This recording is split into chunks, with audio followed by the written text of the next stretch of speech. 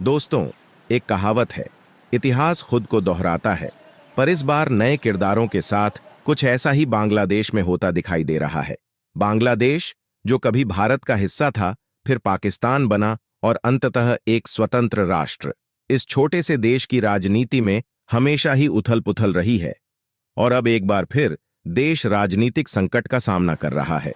शेख हसीना, जो बांग्लादेश के संस्थापक नेता मुजीबुर रहमान की बेटी हैं, ने बांग्लादेश में एक लंबा शासन किया, लेकिन उनकी सरकार के खिलाफ एक बड़ी विरोध लहर उठी। 5 अगस्त को हालात ऐसे हो गए कि उन्हें देश छोड़कर भारत में शरण लेनी पड़ी। यह वही शेख हसीना हैं जिन्होंने बांग्लादेश की स्थिरता को बनाए रखने के लिए कई कठोर फैसले लिए, परंतु जब भीड़ उनके खिलाफ उठ खड़ी हुई तो स्थिति पूरी तरह बदल गई। जब भीड़ हुकूमत तय करने लगे, तब लोकतंत्र खतरे में पड़ जाता है और यही हम बांग्लादेश में देख रहे हैं। शेख हसीना के हटने के बाद यह माना जाने लगा था कि अब मोहम्मद यूनुस, जो अमेरिका के करीबी माने जाते हैं, सरकार को संभाल लेंगे। परंतु बांग्लादेश में यह खेल अभी खत्म नहीं हुआ। भीड़ फिर से सड़कों पर उतरी है, लेकिन इस बार निशाना राष्ट्रपति है। भीड़ के हाथ में अब एक नया चेहरा है, राष्ट्रपति का। छात्र और प्रदर्शनकारी राष्ट्रपति को हटाने की मांग कर रहे हैं। कभी कभी वही पुरानी कहानी नए पात्रों के साथ वापस आती है और बांग्लादेश में वही पुराना पैटर्न दिखाई दे रहा है। सड़कों पर विरोध प्रदर्शन, 2 दिन का अल्टीमेटम और सत्ता पलटने की धमकी।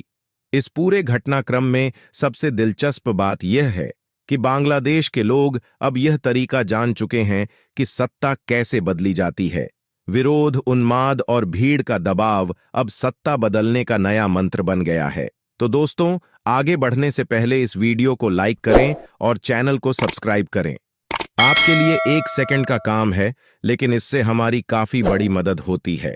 कभी कभी ताकत हथियारों में नहीं, बल्कि संगठित जनशक्ति में होती है, और कुछ ऐसा ही आजकल बांग्लादेश में हो रहा है। वहां की सेना और पुलिस मौन खड़ी दिखाई देती है, जैसे वे भीड़ के सामने असहाय हो गई हों। सोचिए, एक ऐसी स्थिति जहां लोकतंत्र की ताकत इतनी बढ़ गई हो कि सरकारें खुद को कमजोर महसूस करने लगें।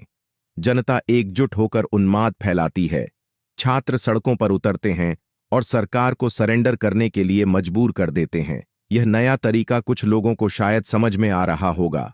भीड़ का दबाव इतना प्रबल हो जाए कि सत्ता अपने घुटने टेक दे। आज बांग्लादेश में जो कुछ हो रहा है, वह एक बड़ा सबक देता है। पहले प्रधानमंत्री को हटाने की कोशिश हुई और अब राष्ट्रपति को हटाने की मांग की जा रही है।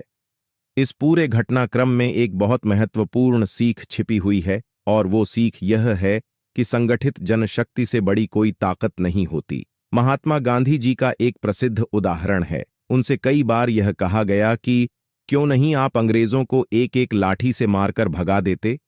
हमारे पास इतनी आबादी है, क्यों नहीं हम सभी मिलकर उन्हें पत्थरों से मारकर खदेड़ देते? लेकिन गांधी जी ने कभी इस हिंसक तरीके को नहीं अपनाया।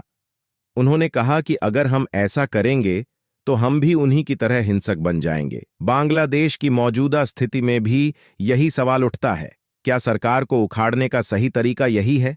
छात्रों की भीड़, उन्माद और सरकार पर दबाव डालने की कोशिशें हमें यही सोचने पर मजबूर करती हैं कि लोकतंत्र की असली ताकत हिंसा में नहीं, बल्कि संगठित, शांतिपूर्ण विरोध में होती है। यह हालात एक बार फिर से दर्शाते हैं कि जब भीड़ एकजुट होती है, तब सरकारें भी झुक जाती हैं।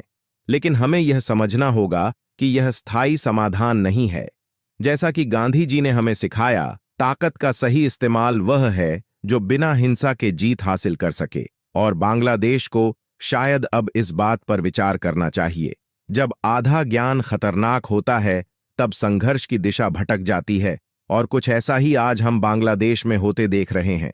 शेख हसीना, जिनकी सरकार एक लंबे समय तक बांग्लादेश का नेतृत्व कर रही थी, जनता के आक्रोश और विद्रोह की शिकार हो गईं। भीड़ ने उन्हें हटाया और अब वही भीड़ राष्ट्रपति को भी हटाने की तैयारी में है। क्या ये पैटर्न रुक जाएगा? शायद नहीं। जब लोगों को सत्ता की चाबी हाथ लग जाती है, तो उन्हें लगता है कि हर समस्या का हल इसी में छिपा है, लेकिन यह सोच बेहद खतरनाक है। गांधी जी के विचारों को याद करें। उनसे कई बार कहा गया था, आपके पास इतनी जनता है, बस एक एक लाठी उठाकर अंग्रेजों को मार भगाइए। लेकिन गांधी जी ने हमेशा अहिंसा का मार्ग चुना। उन्होंने समझा था कि सत्ता हथियाई जा सकती है, पर उसे चलाना एक अलग ही कला है। सत्ता में बैठे लोगों को यह समझना होगा कि सरकार चलाने के लिए न केवल जनशक्ति चाहिए, बल्कि सूझबूझ और दूरदर्शिता भी जरूरी है।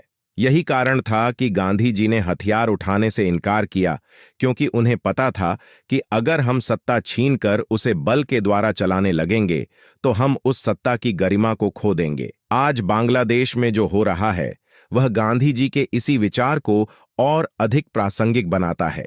शेख हसीना के बाद राष्ट्रपति को हटाने की कोशिश से यह साफ हो जाता है कि यह कोई अस्थायी समस्या नहीं है, बल्कि यह लोकतंत्र पर एक गहरा संकट है। जब सत्ता का रास्ता भीड़ और विद्रोह के माध्यम से प्रशस्त किया जाता है तो सत्ता का स्थायित्व और शासन की गुणवत्ता खतरे में पड़ जाती है। बांग्लादेश, जो कभी पाकिस्तान से भी तेज विकास की राह पर था, अब बैक टू पवेलियन जा रहा है।